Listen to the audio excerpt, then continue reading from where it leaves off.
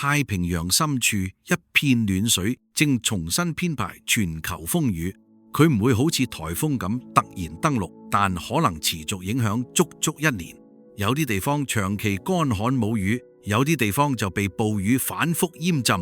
糧食、漁業、森林健康能源同物價全部都會受佢牽動。2026年嘅厄爾尼諾已經形成，而且可能繼續增強。真正值得追問嘅問題係，人類可唔可以喺災害來臨之前讀懂信號？厄爾尼諾呢個名並唔係由科學家創造出嚟。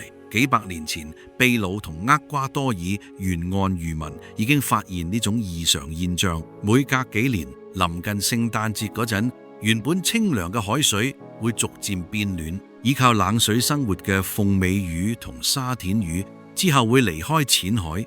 漁民出海一整日，亦可能只拖翻一張空蕩蕩嘅漁網。佢哋將聖誕節前後出現嘅暖流叫做聖嬰，呢個聽落溫和嘅名字，最初只代表一個地方嘅壞年景。漁民唔知道海水點解升溫，亦唔知道魚群幾時翻嚟。佢哋睇到嘅只係漁獲日漸減少，同屋企儲存嘅糧食逐漸見底。有人只可以將船停喺岸邊，等海水重新恢復清涼，亦有人冒險駛去更遠海域，尋找已經遷移嘅魚群。當時冇人知道呢片暖水會影響半個地球嘅天氣。秘魯沿岸平日可以形成大型漁場，並唔係偶然。呢度有一股由南方高緯度海域而來嘅寒冷洋流經過，海風亦會將沿岸表層海水不斷推向遠離海岸嘅方向。深海冷水因此得到空間，並持續向海面湧上。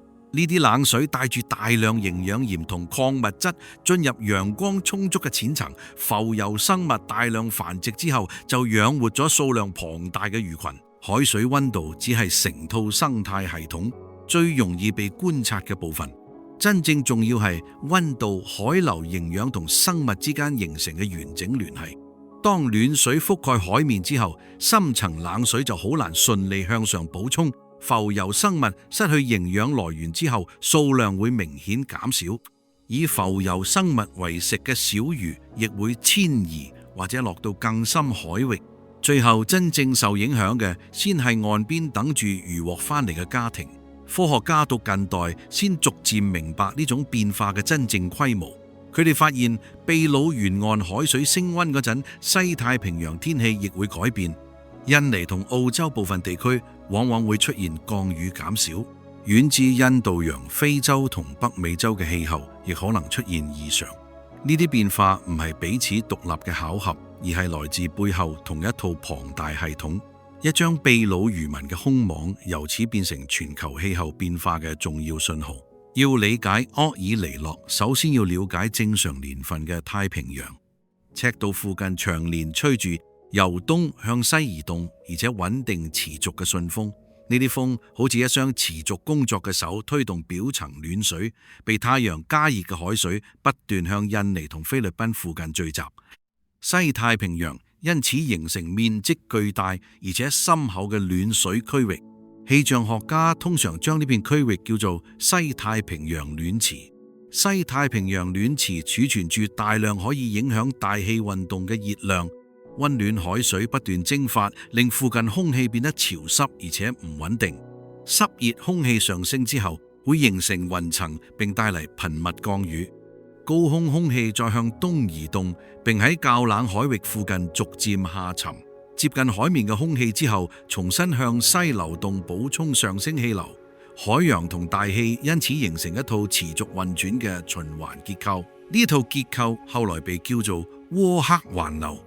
個名嚟自研究全球氣壓變化嘅氣象學家吉爾伯特·沃克。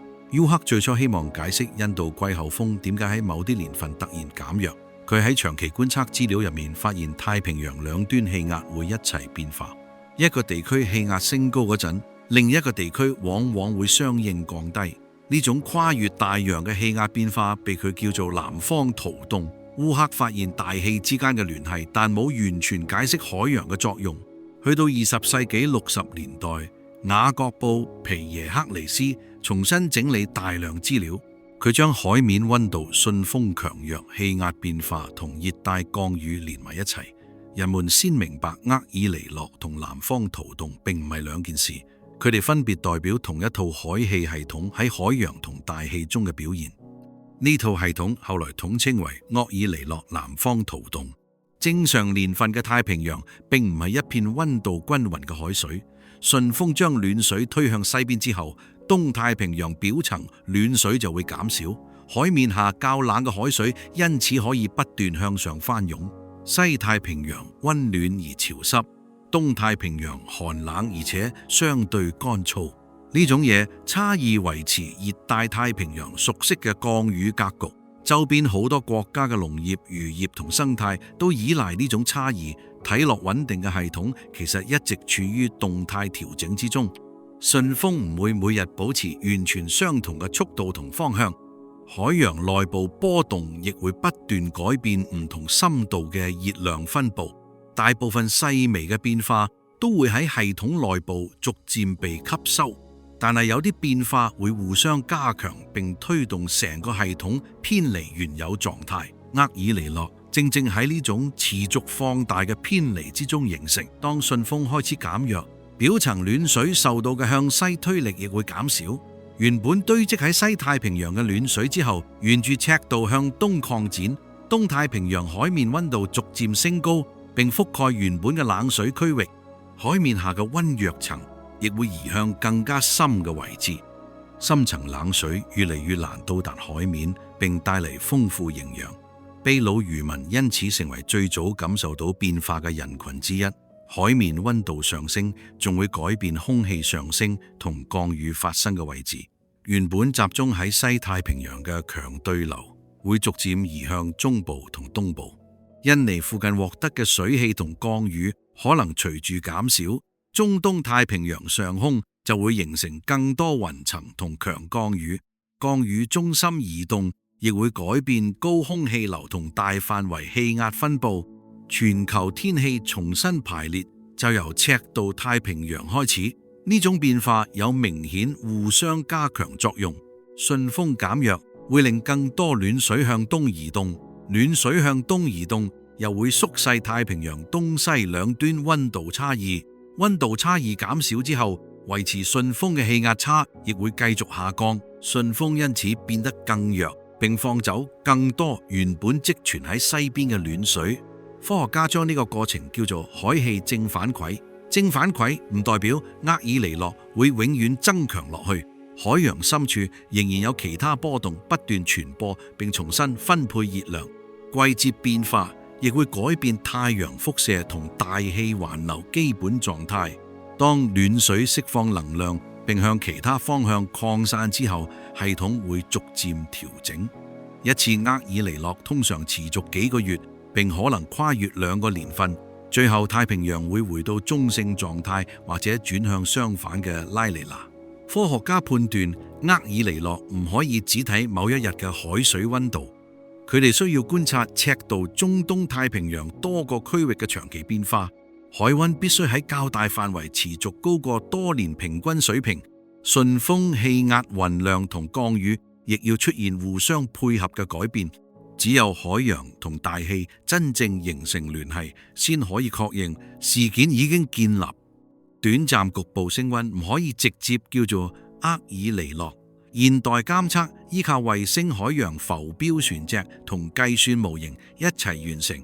衛星負責觀察海面溫度、海面高度、雲層同風場變化，浮標就記錄唔同深度嘅水溫、鹽度、海流同風速。呢啲資料會持續送去各國氣候研究中心進行計算。專家亦會比較唔同模型對未來幾個月變化嘅判斷，最後正式公布嘅係發生概率同可能範圍，唔係絕對預言。厄爾尼諾並冇精確固定嘅出現時間，有時2次事件之間只相隔2-3年，有時太平洋會等更長時間先再次進入暖位上。每次事件嘅持續時間、風值強度同暖水位置亦唔一樣，有啲事件喺東太平洋最明顯，有啲就集中喺中太平洋。所以相同等級事件仍然可能造成唔同區域影響。大氣將太平洋變化傳去遠方嘅過程叫做遙相關。熱帶降雨中心移動之後，會激發大赤道大氣波動。呢啲波動會改變高空急流位置同風暴移動路線。北美冬季、南美雨季、亞洲季候風同非洲降雨都會受牽動。但遙相關並唔係一條永遠唔會改變嘅直線。其他海洋狀態同埋區域天氣會影響信號最後落喺邊度。2026年嘅厄爾尼諾正受到全球氣象機構密切留意。觀測顯示，熱帶太平洋已經進入厄爾尼諾狀態。大部分預測認為，未來幾個月仍有繼續增強嘅可能。部分模型判斷佢可能達到較強甚至非常強嘅級別。但係最終峰值仍要按後續海溫同大氣變化先可以確認。而家直接稱佢係140年嚟最強，仍然缺乏充分根據。呢種審慎唔係迴避風險，而係尊重科學預報嘅界線。概率較高唔代表某個結果已經必然發生。強厄爾尼諾亦唔代表每個地區都會出現同樣嘅災害。氣候事件只會改變某啲天氣出現嘅可能性，真正結果仍然取決於季節、區域環境同社會承受能力。真正明白呢個分別，先可以避免恐慌，亦唔會錯過準備時間。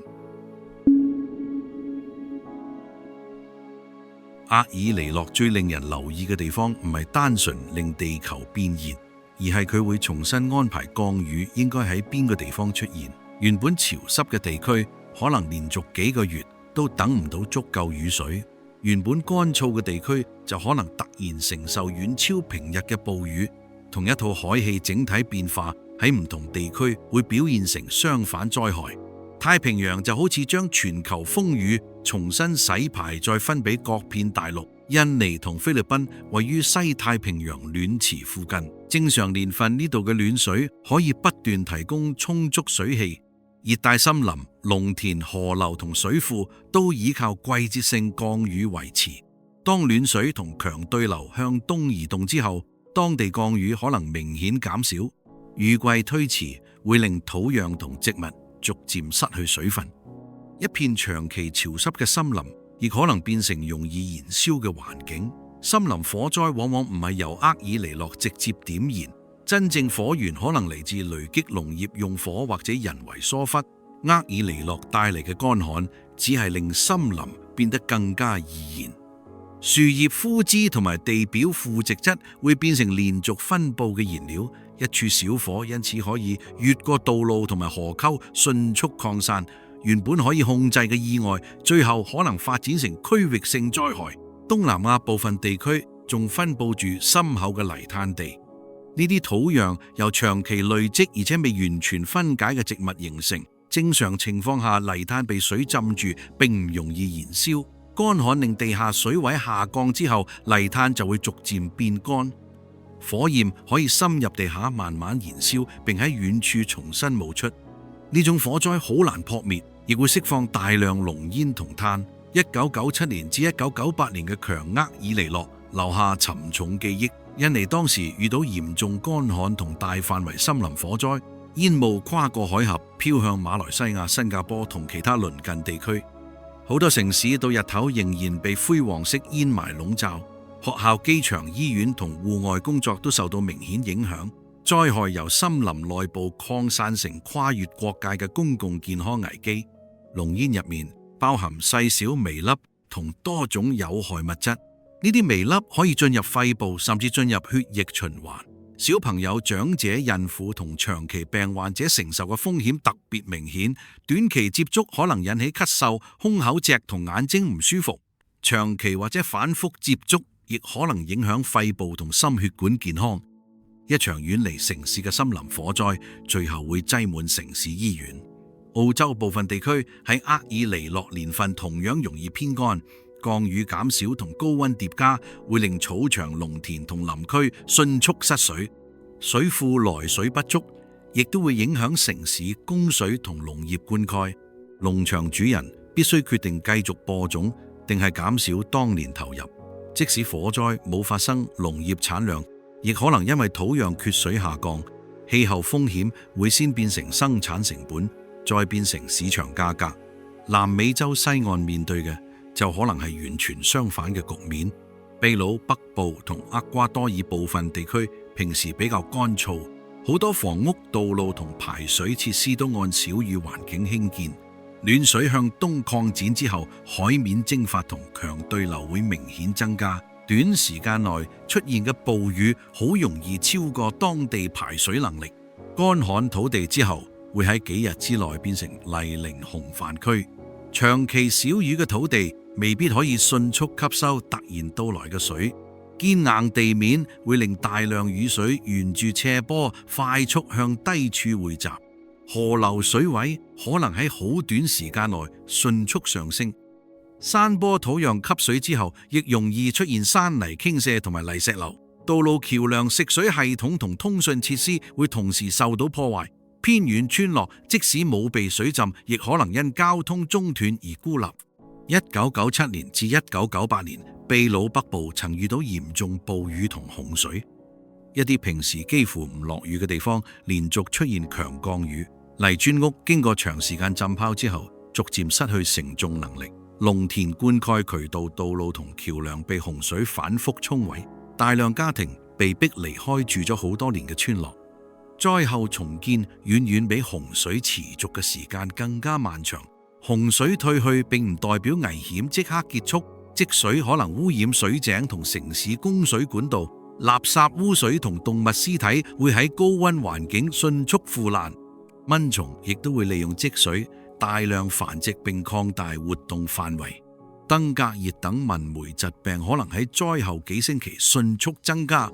醫療系統要同時處理創傷感染同傳染病壓力。厄爾尼諾亦會影響南亞部分地區嘅季候風活動。印度農業長期依賴夏季季候風帶嚟嘅集中降雨。季候風如果減弱或者到達時間推遲，水稻、棉花豆類同其他農作物都可能受到影響。但季候風同厄爾尼諾之間唔係每次都完全對應。印度洋海溫同區域環流亦可能加強或者削弱影響。呢種不確定性對農民嚟講本身就係一種風險。佢哋唔可以因為預報偏旱就完全停止種植，亦唔可以假設往年降雨節奏一定會再次出現。種子、肥料、灌溉同人工全部要喺雨季之前投入。如果判斷錯誤，一個家庭可能會失去全年收入。氣候服務必須將全球預報轉化成當地可執行建議。非洲唔同地區受到嘅影響更加複雜。東非部分區域喺某啲厄爾尼諾年份可能降雨增加，其他地區或者其他季節就可能繼續少雨。洪水會沖毀道路同農田，乾旱就會減少牧草同水源。當極端天氣同貧窮衝突同交通困難疊加，一次普通減產亦可能迅速發展成糧食危機。牧民面對乾旱嗰陣，必須帶住牲畜尋找新水源。遷徙距離增加會令到動物體力下降並提高死亡率。唔同群體喺有限水源附近相遇，亦可能產生衝突。農民就要喺糧食作物同耐旱作物之間重新選擇。如果市場糧價同時上升，家庭買得到嘅食物就會減少。氣候事件由此進入營養健康同社會穩定領域。北美洲喺厄爾尼諾期間亦會出現明顯變化。高空急流位置調整會改變冬季風暴移動路線。美國南部部分地區通常更加容易得到降雨，北部一啲地區嘅冬季溫度可能高過正常水平。加州可能迎來可以舒緩旱情嘅降雨，但係過強降雨亦可能造成洪水、山泥傾瀉同基建損壞。降雨增加唔代表所有缺水問題都可以解決。長期乾旱會令土壤植被水庫同地下水同時虧損。一次雨季好難完全填補多年累積嘅水量缺口。如果降雨過分集中，大量水會直接流入海洋。城市同農業系統未必有足夠空間將洪水儲存起嚟。真正有價值係穩定而適量嘅降雨，唔係突然傾倒。熱帶氣旋活動亦會隨住厄爾尼諾發生變化。中東太平洋海面變暖之後，更容易為風暴提供能量。一啲原本較少出現強風暴嘅區域可能變得活躍。大西洋上空嘅垂直風切變通常會有所增強，呢個可能抑制部分颶風形成，但唔可以消除登陸風險。一次位置不利嘅風暴仍然足以造成巨大損失。太平洋島國對呢啲變化特別敏感，好多島嶼面積細小，而且海拔接近海平面，風暴潮可以喺短時間越過海岸進入民居，淡水資源亦可能被海水污染而難以繼續飲用。漁業同旅遊業同時受打擊之後，收入來源會減少。島民面對嘅唔只係一次風暴，而係長期生存壓力。海面下嘅生態變化往往比陸地災害更加安靜。海水持續高溫會令珊瑚承受嚴重生理壓力。珊瑚依靠體內共生組取得能量同埋鮮豔顏色。溫度超出適應範圍之後，珊瑚會將共生組排出體外。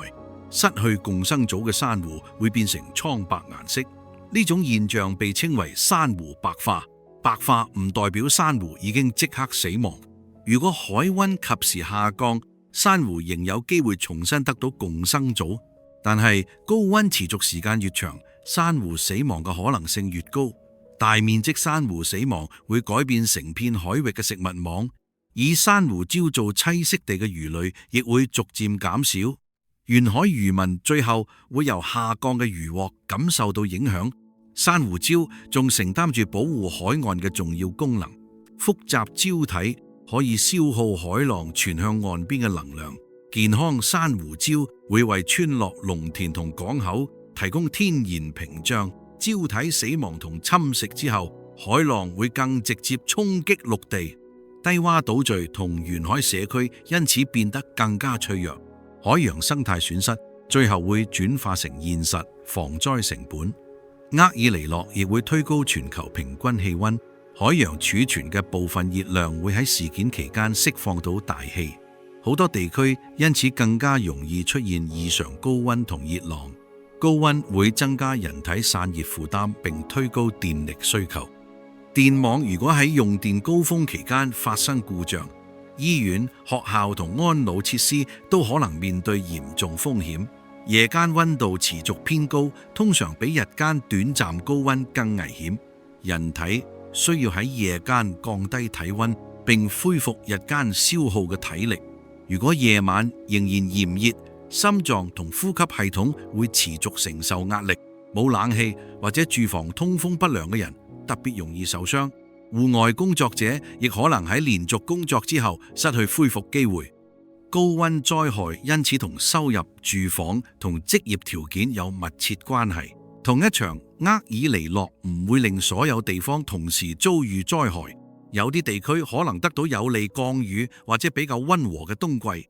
部分農作物亦可能因為氣溫上升而延長生長時間，但係有利影響通常唔會自動抵消其他地區嘅損失。全球供應鏈會將局部減產同交通中斷傳去遠方。氣候事件嘅影響要由整體而唔係單一地方判斷。好多人以為厄爾尼諾只係天氣新聞入邊嘅專業名詞，直到超市貨品加價先發現佢同日常生活並唔遙遠。由海溫變化去到家庭賬單之間並冇神秘跳躍，中間連接住農田、漁場、工廠、港口、貨倉同運輸路線。任何一個環節受損都可能增加下一個環節嘅成本。一片暖水就係咁沿住供應鏈進入普通人嘅生活。東南亞係全球重要嘅大米同棕櫚油生產地區，水稻生長需要喺關鍵時期得到穩定水源。油棕樹雖然能夠適應熱帶環境，但亦害怕長期乾旱。降雨減少會影響開花結果，並降低之後嘅產量。預期產量下降嗰陣，貿易商同加工企業會提早調整報價。市場往往喺農民完成收割之前已經開始波動。厄爾尼諾對農業嘅影響仲有明顯延遲。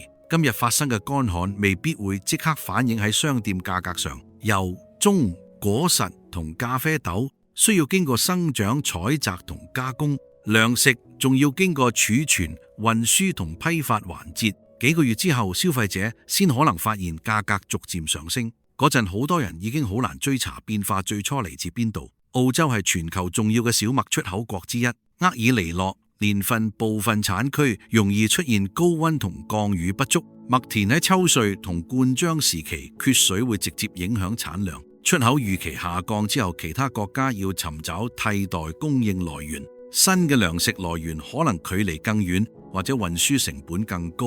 麵粉、麵包、飼料同埋肉類嘅價格都可能因此受到影響。糧食市場並唔會淨係按照實際產量作出反應，氣象預報、庫存數據、政策變化同投資者判斷都會影響價格。如果多個主要產區同時出現不利天氣，買家可能提早採購並推高短期需求。部分出口國仲可能為咗保障本國供應而限制出口。原本局部嘅減產風險因此可能被放大成全球波動。價格上升對唔同家庭嘅意義完全唔同。收入較高嘅人可能只係減少幾次出街食飯，低收入家庭就要重新安排每日購買嘅食物。肉類、奶類、水果同蔬菜往往會最先被削減，小朋友同長者得到嘅營養亦可能因此減少。糧價問題最後會進入公共健康同社會保障領域。依賴糧食進口嘅國家面對嘅壓力更大，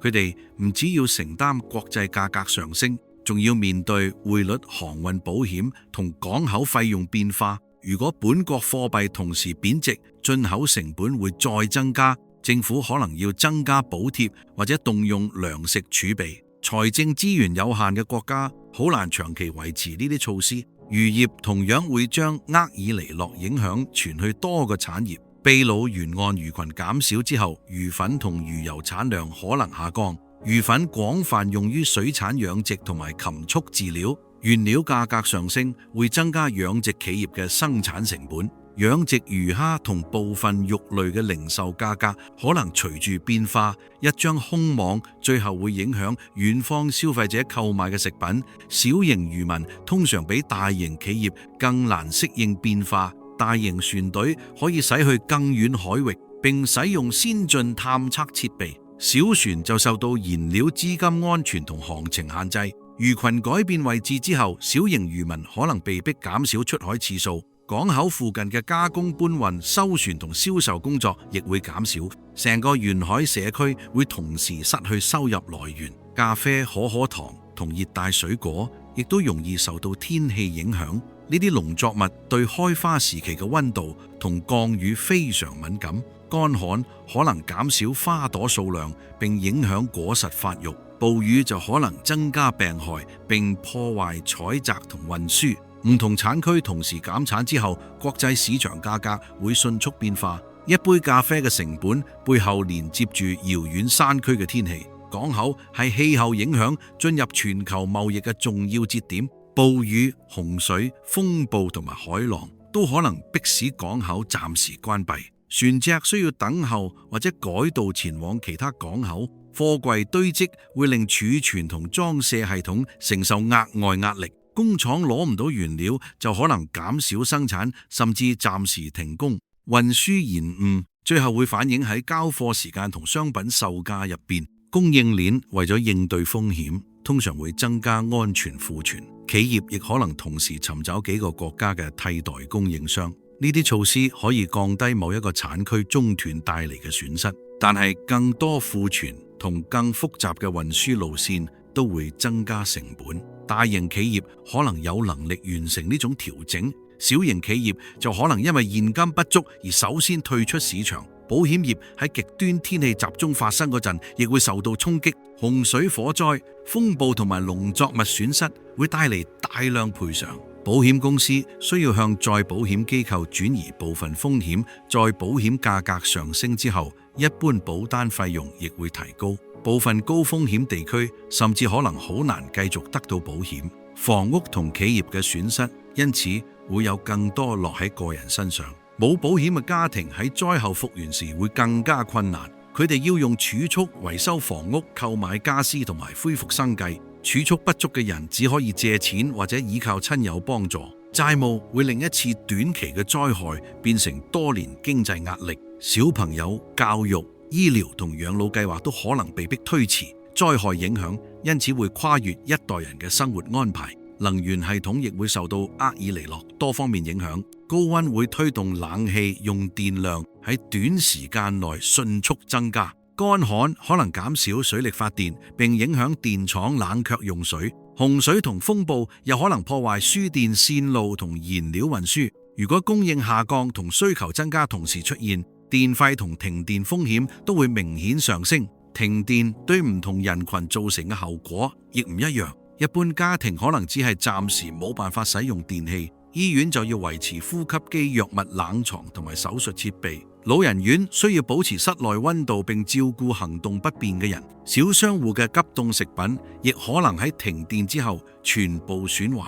電力韌性因此成為適應氣候嘅重要一部分。水資源管理同樣面對兩種相反挑戰。乾旱地區要喺農業、城市同生態之間分配有限水源，洪水地區就要喺短時間內排走大量嘅積水。一個國家入邊甚至可能同時面對缺水同水浸。水庫調度必須按照流域情況不斷改變策略。過去由平均降雨形成嘅管理經驗可能已經唔再可靠。基礎設施需要為更大嘅變化範圍預留空間。城市嘅排水系統通常按照歷史降雨標準設計。如果短時間降雨強度超過渠網可以承受嘅水平，道路、地鐵、地下商場同住宅區就可能迅速入水。人口密集地區每一次交通中斷都會影響大量工作，企業冇辦法正常營業，亦會減少僱員收入。氣候風險好快就會轉化成城市經濟損失。洪水仲會影響房地產同地方財政，經常水浸嘅住宅可能失去市場價值。地方政府就要投入更多資金興建排水同防洪設施。稅收下降同埋支出增加會形成新嘅財政壓力。如果風險冇公開說明，買樓人士亦可能承擔意外損失。透明嘅災害地圖同規劃資料因此非常重要。公共衛生系統必須同時準備應對多種氣候風險。乾旱同埋煙霾會增加呼吸系統疾病，洪水會污染水源並擴大蚊蟲繁殖範圍，高溫會增加中暑、心血管疾病同腎臟負擔。醫院本身仲可能受到停電、缺水同交通中斷影響。醫療韌性需要喺災害來臨之前完成建設。學校亦會受到氣候異常嘅長期影響。煙霾、高溫、洪水同風暴都可能造成停課。有網絡同電腦嘅家庭可以繼續遙距學習，貧窮家庭嘅小朋友就可能完全失去學習機會。如果災害持續幾個月，教育差距會進一步擴大。天氣異常最後會影響小朋友未來嘅發展機會。旅遊業同樣依賴穩定天氣同生態環境。山火煙霾會令遊客取消行程，珊瑚白化會降低潛水同海島旅遊嘅吸引力。暴雨同風暴就會造成酒店、機場同道路關閉。依賴單一旅遊收入嘅小島好難迅速尋找替代產業。生態損失會同時成為就業同財政問題。氣候變化嘅成本唔會平均分配俾所有人。富裕家庭可以購買保險、冷氣、淨水設備同後備電源，佢哋亦更容易搬離洪水同山火高風險地區。貧窮家庭往往住喺更脆弱嘅房屋同位置，即使提早收到預警，亦可能冇資金採取行動。同一場災害因此會進一步擴大原有不平等。呢個亦係厄爾尼諾唔可以只當成自然現象嘅原因。海洋決定危險條件可能喺邊度出現，社會結構就決定邊個會受到最嚴重傷害。良好住房完善、醫療同埋有效救援可以減少傷亡。混亂規劃、貧窮同埋資訊不足就會放大損失。自然衝擊同社會脆弱性一齊構成真正嘅災害。歷史上多次嚴重糧食危機都同氣候異常同時發生，但係氣候通常唔係饑荒發生嘅唯一原因。戰爭、市場失效、交通中斷同救援不足同樣重要。有啲地區即使減產，亦可以透過儲備同貿易維持供應。另外一啲地區就會因為管治能力不足，迅速陷入危機，將一切歸咎於天氣，反而會掩蓋可以改變嘅人為問題。厄爾尼諾真正揭示嘅係現代社會隱藏住嘅聯繫。城市居民睇落已經遠離海洋、農田同森林，每日生活仍然依賴由穩定氣候支撐嘅全球系統。超市貨架上每一件商品都有漫長嘅生產路徑，任何一條路徑上嘅薄弱環節都可能影響最後價格。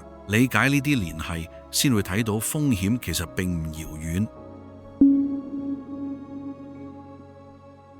厄爾尼諾喺工業革命之前已經存在咗幾千年，佢本來就係地球氣候系統入邊嘅自然波動。今日嘅問題並唔係人類創造咗呢種現象，而係佢正喺一個明顯更暖嘅世界入邊發生。海洋同大氣已經儲存咗更多額外熱量，相同強度嘅自然波動可能帶嚟更複雜嘅後果。海洋吸收咗人類活動造成嘅大部分額外熱量，佢好似一個容量巨大嘅熱庫，減慢大氣升溫速度。但係呢啲熱量並冇真正消失，佢哋會改變海洋溫度、海平面同生態環境。當厄爾尼諾將部分熱量釋放到大氣嗰陣，全球平均溫度往往會喺短期內進一步上升。更暖嘅空氣可以容納更多水汽，強降雨形成嗰陣可以得到嘅水分亦會更多。同一場風暴可能帶嚟比過去更集中嘅降雨，洪水嚟得更快，亦更容易超出基礎設施能力。另一方面，高溫亦會加快土壤同植物失水，乾旱同暴雨因此可能同時變得更加極端。全球暖化並唔會令每次厄爾尼諾都自動變強，科學界仍然研究緊未來事件頻率同形態會點樣改變。唔同模型對長期趨勢亦可能得出唔同結果，但高溫海洋熱浪同強降雨風險上升已經相當明確。不確定性並唔代表人類乜嘢都唔知道，佢代表行動要保留彈性，並持續按照資料調整。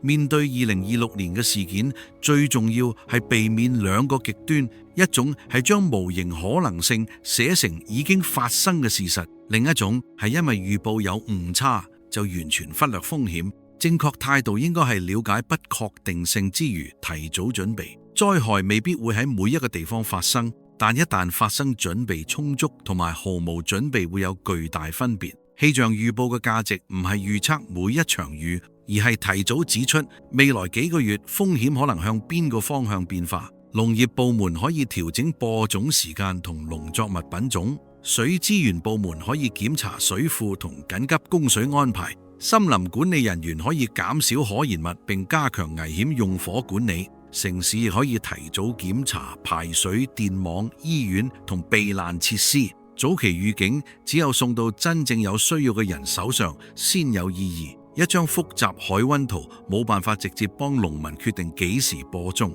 地方機構要將全球資訊轉化成區域風險，再將風險轉化成清楚具體嘅行動建議。居民仲需要資金、交通同公共服務先可以採取行動。資訊同能力欠缺任何一樣都冇辦法真正減少損失。糧食系統要喺平日提升韌性，進口來源過分集中會令單一產區減產造成更大衝擊。增加供應來源可以減低局部災害造成嘅中斷，完善儲存可以減少高溫潮濕同運輸延誤帶嚟嘅損耗。農業保險同社會救助可以幫助農民捱過壞年景。呢啲準備必須喺危機發生之前逐步建立。自然生態亦係重要嘅防災基礎設施。濕地可以暫時儲存洪水並減慢水流。紅樹林同珊瑚礁可以削弱海浪對海岸嘅衝擊。健康森林有助保持土壤同埋調節水分。恢復泥炭地水位可以降低地下火災風險。保護生態唔係裝飾，而係減少未來嘅災害成本。一般家庭同樣可以採取一啲實際措施，留意本地氣象部門發佈嘅資訊，而唔係只睇誇張標題。住喺低洼地區嘅人應該提早了解撤離路線。家庭可以準備食水、藥物、照明同重要文件副本。高溫期間仲要特別留意長者、小朋友同長期病患者。簡單準備冇辦法阻止災害，但可以減少最初幾日混亂。企業要重新檢視供應鏈入邊嘅薄弱環節，依賴單一港口工廠或者供應商會增加中斷風險。建立替代路線同合理庫存可以提高恢復速度，但企業唔應該將所有額外成本轉嫁俾最弱勢嘅勞工。長期韌性要兼顧效率、僱員保障同社區穩定。只追求最低成本嘅系統，往往最難承受突發衝擊。傳媒同內容創作者亦承擔住重要責任。誇大未經確認嘅記錄，或許可以換嚟短暫關注，但錯誤預言會削弱公眾對下一次預警嘅信任。只強調不確定性，又可能令人誤以為風險並唔存在。負責任嘅表達應該說明目前已經知道啲乜，亦要清楚說明邊啲結果仍然需要繼續觀察。厄爾尼諾冇辦法俾人類關閉或者推返去海洋深處，佢係地球氣候系統長期運行嘅一部分。人類真正可以改變嘅係面對風險嗰陣嘅脆弱程度。更可靠嘅基礎設施、更公平嘅保障同更及時嘅預警，都可以令同一場氣候事件造成更少傷亡。減緩全球暖化，亦可以避免未來風險繼續被推高。幾百年前，秘魯漁民只可以企喺岸邊等魚群返嚟，今日人類已經可以提早幾個月觀察太平洋內部變化。我哋擁有衛星浮標模型同跨國資訊網絡，但係仍然冇辦法保證每個脆弱地區都得到保護。科學進步已經令人類睇見危險，下一步考驗係社會可唔可以將知識真正變成行動。太平洋入邊嘅暖水同普通人距離並唔遙遠，佢連接住農民嘅收成、漁民嘅空網同城市電費，亦連接住醫院、病床、港口、貨物同家庭餐桌。我哋冇辦法決定風雨最後落喺邊度，但可以決定係咪喺風雨來臨之前留低準備空間。呢個先係理解厄爾尼諾最重要嘅意義。每集都有乾貨，聽月叔講幾句，學到嘢多幾分。以上就係呢期嘅全部內容，多謝你嘅收睇，我哋下期再見。